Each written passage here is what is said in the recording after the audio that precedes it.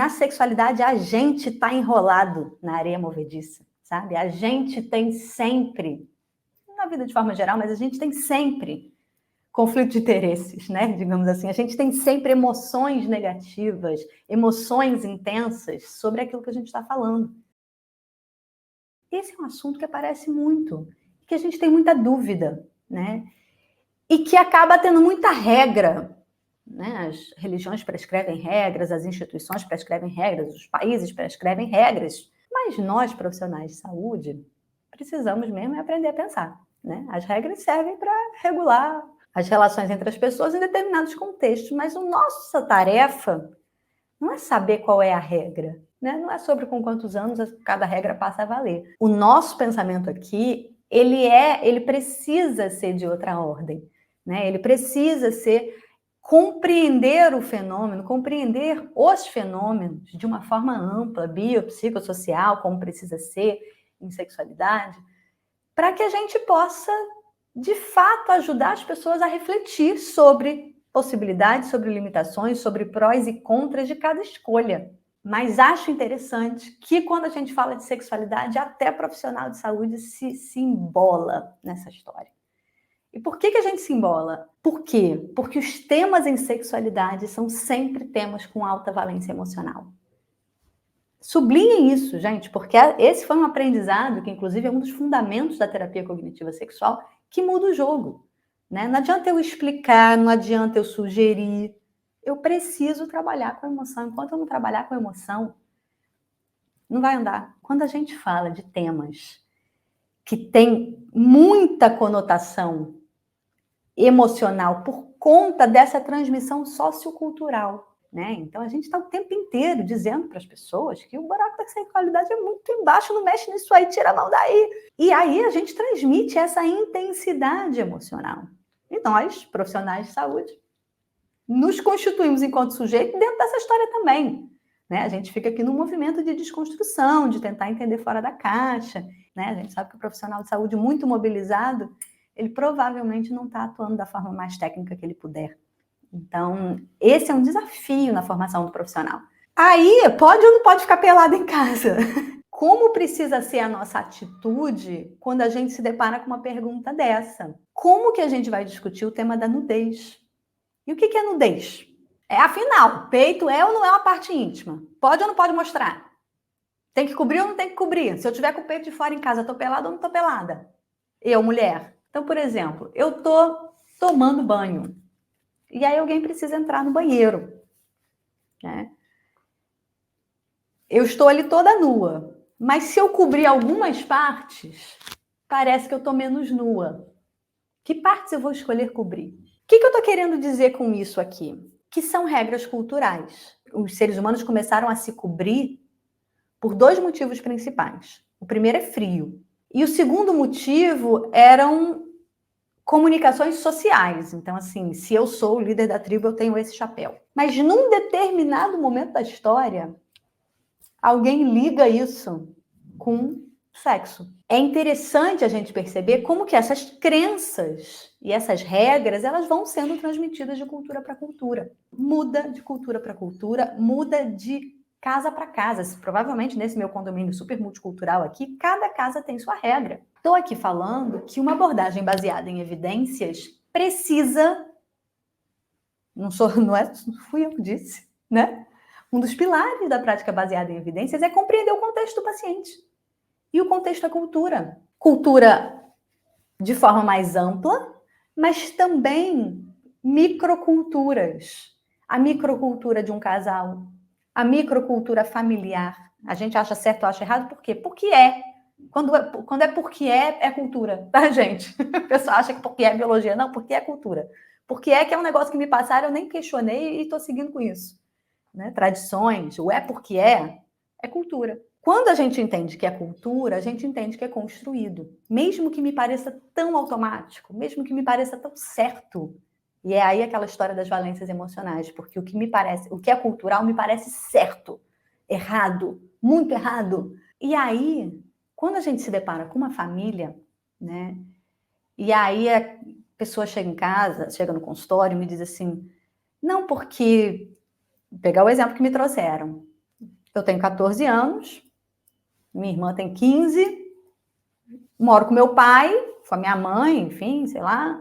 E aí, a gente sempre esteve nu, né? Não é esteve nu, ninguém ficando nu em casa, né? Mas, assim, eu saio do banho, posso passar pela sala para pegar um negócio se eu precisar e volto. Se alguém precisar entrar para pegar um negócio no banheiro enquanto eu estou tomando banho, tudo bem, né? Então, tem as regras daquele microcosmos, tem as negociações de regra entre os indivíduos que compõem aquele microcosmos, e tem as negociações de fronteiras, né? Então, assim, aí a amiga chegou e fica pelada também, né? Então, claro que pode ser que essas regras precisem ser renegociadas, e eu acho que esse é um ponto importante, porque, assim, não estou aqui advogando sobre ficar nu ou não ficar nu. Isso precisa ser construído, né? E claro que quando você tem uma família, normalmente quem capitaneia a construção de regras, hábitos e valores são esses pais, no início do desenvolvimento psicossexual. No início do desenvolvimento dessa criança, de forma geral, quem dá as regras são os pais. Mas essas crianças vão se construindo, vão tendo outras influências. E é esperado, apesar de que os pais se rasgam de tristeza, mas é esperado que essas crianças cresçam pouquinho, tá? Não precisa crescer muito, não. Crescer 5, 6 anos de idade e comecem a retroalimentar o sistema enquanto indivíduos. O que eu estou querendo dizer? Elas comecem a precisar participar da construção dessas regras. Mas acho que é importante a gente lembrar que quando a gente vai fazer uma intervenção, né, numa família, vale a cultura dessa família. Claro que eu não estou aqui dizendo, tá, gente? Não estou mesmo dizendo, e muitas vezes esse argumento é utilizado de uma forma muito vil na nossa sociedade, que é minha casa, eu faço o que eu quiser. Não é disso que estou falando. Porque temos leis, temos guidelines de proteção à criança, por exemplo, né? Então, não é porque é minha casa, é porque é meu filho, que eu posso bater, posso gritar, posso constranger, posso nada. Ser humano, cheio de direitos. A história é perguntar. Então, por exemplo, essa intervenção que eu acabei de fazer com vocês, você pode fazer com a família, né? Não tem baralho da sexualidade? Escreve as palavras no papel. Pergunta. O que é nudez para você? Né? Então, assim, existe esse hábito. Tá todo mundo pelado em casa? Porque eu acho que quando a gente fala de nudez, a gente vai falar de tabu, de interdição, né?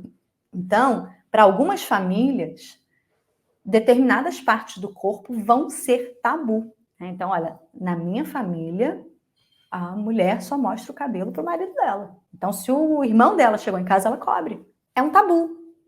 Não é sobre nudez. É sobre essa parte, é proibida por conta disso. Tudo bem. Vamos compreender. Um ponto importante aqui é, está todo mundo nesse sistema familiar entendendo essa regra? Está todo mundo entendendo por quê?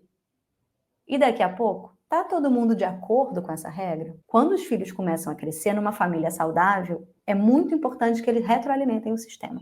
Sempre que eu tenho uma família onde essas relações são mais saudáveis, e quando eu estou chamando de mais saudáveis, é o que a ciência mostra, relações em que eu posso promover o desenvolvimento, a construção da individualidade, o estabelecimento de fronteiras, né? Então, quando esse filho chega e diz, para mim, é assim, eu gosto de ir no banheiro sozinho, gosto de tomar meu banho sozinho, e eu, para mim, particularmente, se alguém entrar no banheiro enquanto eu estiver tomando banho, eu não me importo. Tudo bem. Se ele quiser entrar no banheiro enquanto eu estiver tomando banho, for ok para ele, tudo bem. Mas quando ele estiver, eu não vou entrar.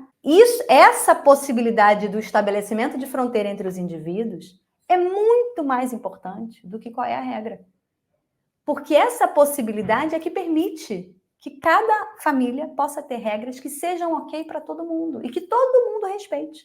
E que respeitem a dignidade humana de cada um dos indivíduos, os direitos, a possibilidade de se construir, de pensar sobre si, que é tudo isso que a gente quer quando a gente fala em desenvolvimento psicossexual. Essa construção de fronteira, de possibilidade, de consentimento, de poder falar de si, de autonomia. Então, o problema não é mais pudor ou menos pudor, não é sobre pudor. É sobre eu poder ensinar para os meus filhos a pensar sobre regras, a ser ativo na construção dessas regras, a fazer regras que façam sentido para ele, que levem em consideração como ele está se sentindo. Por quê? Porque é assim que eu construo proteção contra abuso. É sobre eu ensinar crianças a pensar, crianças e adolescentes a pensarem por si, a tomarem boas decisões. Eu construí um ambiente familiar que favorece isso. Então, a gente poder ajudar essas famílias a construírem ambientes saudáveis, onde essas fronteiras entre o que é da família, o que é do indivíduo, mesmo sendo parte dessa família, vão ser negociadas de forma saudável, né? Onde a gente vai poder ir construindo essa responsabilidade. E educação sexual, gente, sublinha essa história, é sobre aprender a tomar boas decisões sobre o meu corpo, sobre as minhas relações, sobre em que momento eu vou permitir intimidade com quem, como é que eu vou me cuidar nessas possibilidades, nessas explorações, como é que eu faço isso de um jeito que seja bom para mim, que respeite o outro. Educação sexual é isso. Então, assim, para você é ok ficar pelado na frente do seu filho. Para ele é ok que você fique? Essa é uma pergunta. E é uma pergunta que precisa ser refeita de tempos em tempos. Então, a gente poder ajudar esses pais, no seu contexto, a pensar dentro dos seus valores. Então, não é porque eu acho que eu sou da sexualidade, eu acho que nudez é ok, que eu vou ficar entubando isso na vida das pessoas. Se a pessoa quiser estar toda coberta, está tudo bem. A história é como é que isso vai ser negociado. E se a sua filha não quiser se cobrir? E aí a gente começa a ver a violência acontecer, percebe? Não podemos perder de vista a cultura, senão a gente vai fazer intervenções ineficazes